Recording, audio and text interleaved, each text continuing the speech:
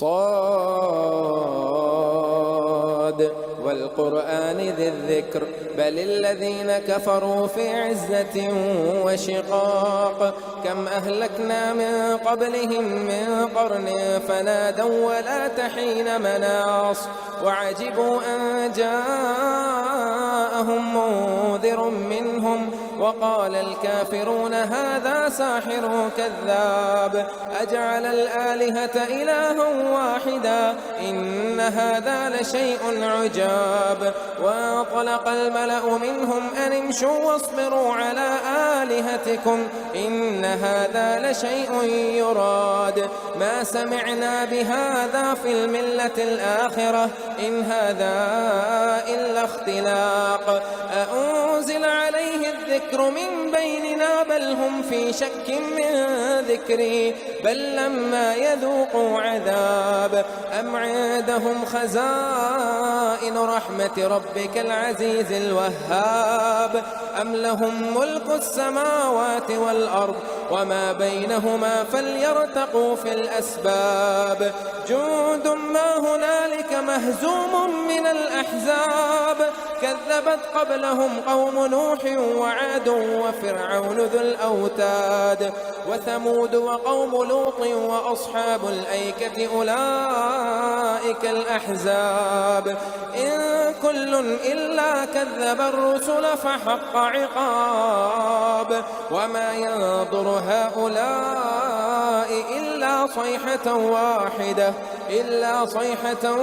واحدة ما لها من فواق قالوا ربنا عجل لنا قطنا قبل يوم الحساب اصبر على ما يقولون واذكر عبدنا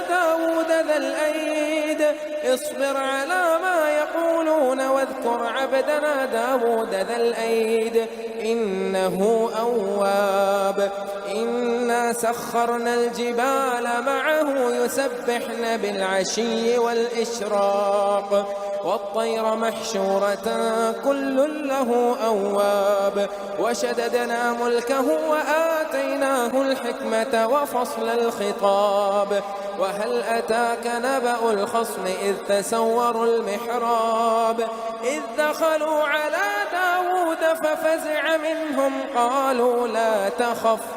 خصمان بغى بعضنا على بعض فاحكم بيننا بالحق ولا تشطط واهدنا إلى سواء الصراط.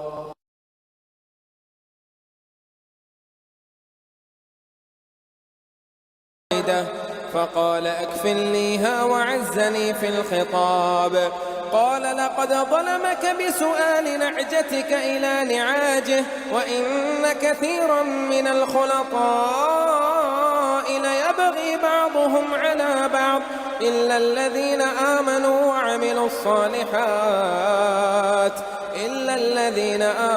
وعملوا الصالحات وقليل ما هم وظن داود أنما فتناه فاستغفر ربه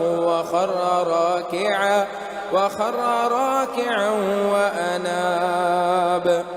فغفرنا له ذلك وإن له عندنا لزلفى وحسن مآب. يا داود إنا جعلناك خليفة في الأرض فاحكم بين الناس بالحق ولا تتبع الهوى فيضلك عن سبيل الله. إن الذين يضلون عن سبيل الله لهم عذاب شديد بما نسوا يوم الحساب. وما خلقنا السماء والأرض وما بينهما باطلا ذلك ظن الذين كفروا فويل للذين كفروا من النار. أم نجعل الذين آمنوا وعملوا الصالحات كالمفسدين في الأرض أم نجعل المتقين كالفجار. كتاب أنزلناه إليك مبارك ليدبروا آياته وليتذكر أولو الألباب. ووهبنا لداود سليمان نعم العبد إنه أواب. إذ عرض عليه بالعشي الصافنات الجياد فقال إني أحببت حب الخير عن ذكر ربي حتى توارت بالحجاب ردوها علي فطفق مسحا بالسوق والأعناق ولقد فتنا سليمان وألقينا على كرسيه جسدا ثم أناب قال رب اغفر لي وهب لي ملكا لا ينبغي لأحد من بعدي إنك أنت الوهاب فسخرنا له الريح تجري بأمره رخاء حيث أصاب والشياطين كل بناء وغواص وآخرين مقرنين في الأسفاد هذا عطاؤنا فامنن أو أمسك بغير حساب وإن له عندنا لزلفى وحسن مآب واذكر عبدنا أيوب إذ نادى ربه أني مسني الشيطان بنصب وعذاب اركض برجلك هذا مغتسل بارد وشراب ووهبنا له أهله ومثلهم معهم رحمة منا وذكرى لأولي الألباب وخذ بيدك ضغثا فاضرب به ولا تحنث إنا وجدناه صابرا نعم العبد إنه أواب واذكر عبادنا إبراهيم وإسحاق ويعقوب أولي الأيدي والأبصار إنا أخلصناهم بخالصة ذكر الدار وإنهم عندنا لمن المصطفين الأخيار واذكر إسماعيل واليسع وذا الكفل وكل من الأخيار هذا ذكر وإن للمتقين لشر مآب هذا ذكر وإن للمتقين لحسن مآب جنات عدن مفتحة لهم الأبواب متكئين فيها يدعون فيها بفاكهة كثيرة وشراب وعندهم قاصرات الطرف أتراب هذا ما توعدون ليوم الحساب إن هذا لرزقنا ما له من نفاد هذا فليذوقوه حميم وغساق إن هذا لرزقنا ما له من نفاد هذا وإن للطاغين لشر مآب جهنم يصلونها فبئس المهاد هذا فليذوقوه حميم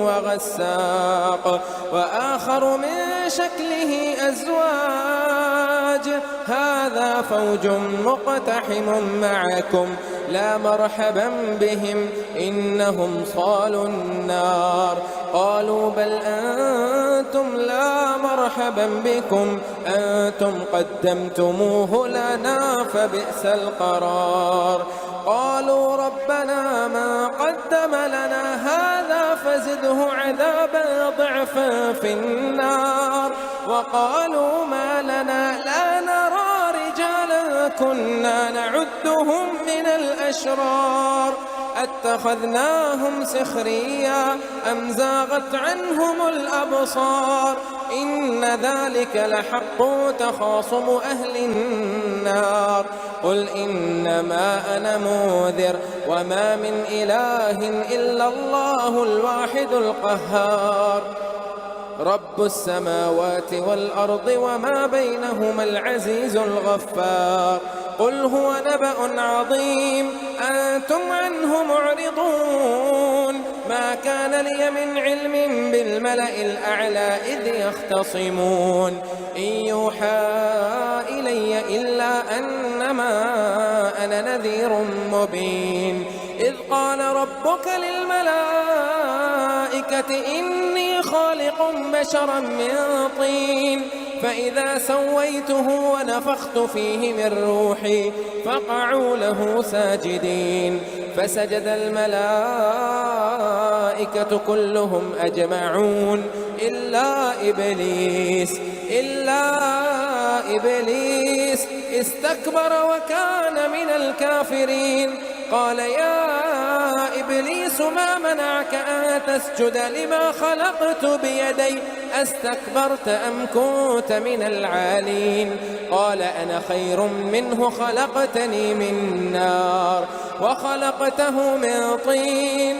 قال فاخرج منها فإنك رجيم وإن عليك لعنتي إلى يوم الدين. قال رب فأنظرني إلى يوم يبعثون. قال فإنك من المنظرين إلى يوم الوقت المعلوم. قال فبعزتك لأغوينهم أجمعين. قال فبعزتك لأغوينهم أجمعين إلا عبادك منهم المخلصين. قال فالحق والحق أقول لأملأن جهنم منك وممن تبعك منهم أجمعين. قل ما أسألكم عليه من أجر وما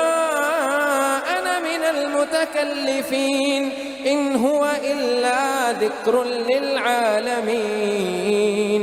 ولتعلمن نبأه بعد حين.